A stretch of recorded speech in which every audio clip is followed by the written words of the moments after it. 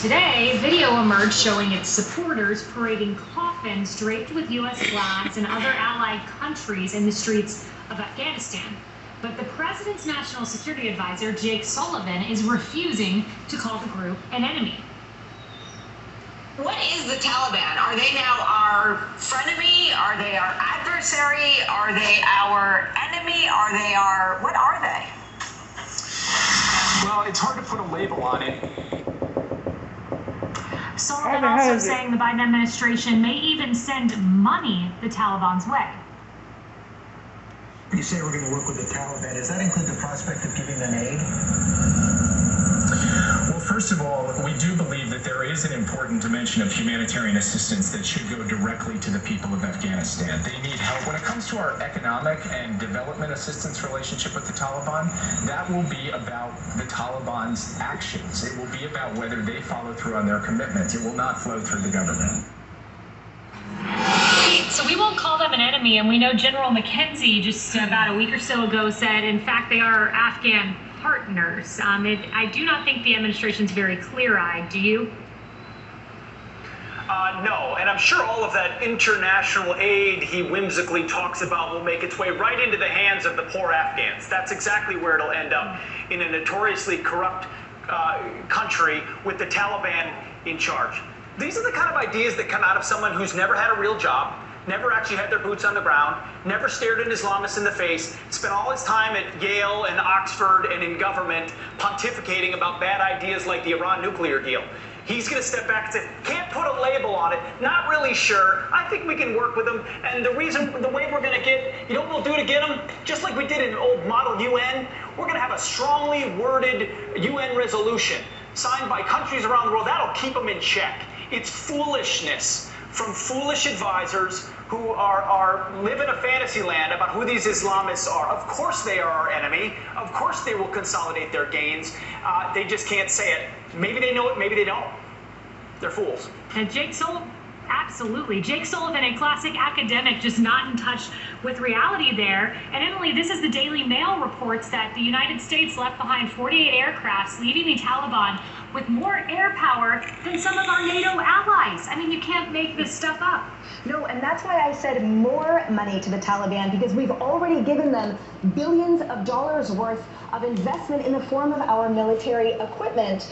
So here's the thing, in addition to that insult to injury, the Biden administration, we now know, has deleted all of its public accounting of the military equipment left behind. That's thanks to Adam Andrzejewski of Open the Books. The State Department confirmed that Biden officials recently directed these federal agencies to scrub their websites of official reports detailing the up to $83 billion worth of military equipment and training provided to the Afghan security forces since 2001. And these scrubbed audits and reports include detailed military equipment left behind, down to night vision goggles and Blackhawks and the like. Of course, the State Department spokesman said it was simply to protect Afghan allies, but that's nonsensical, given the fact that we've already published their information to the Taliban, including biometrics. And many of the removed audit reports didn't have identifying information anyway. It was all about quantities, like the $175 million worth of lost Scan Eagle drones. This is an abomination, and that is our money. That is our taxpayer dollars the Biden administration needs to be held accountable for. Now, I think this is really bad. How the hell are we going to pay for the people who did 9/11? How the hell are we going to support them? Why the hell are we even going to trust them? This is getting ridiculous.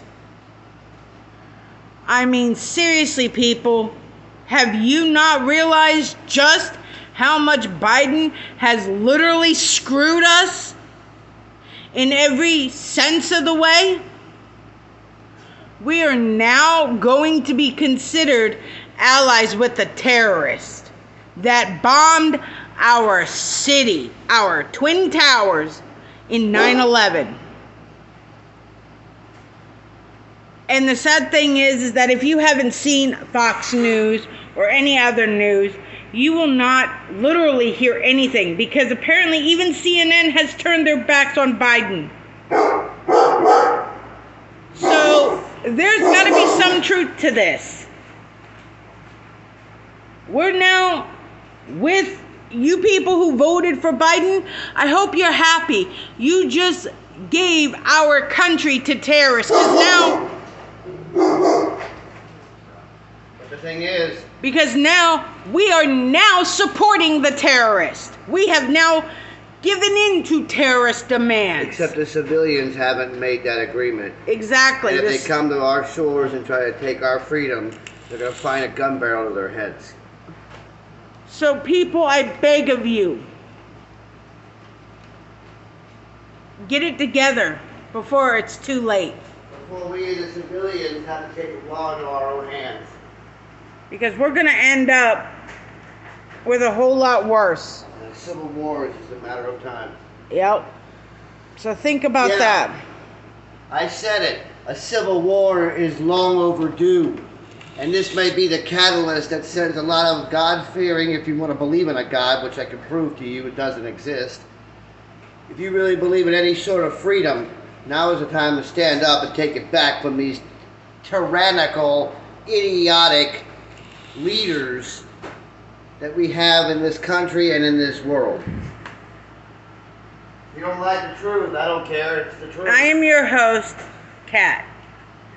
So thank you for watching Katt's News. That was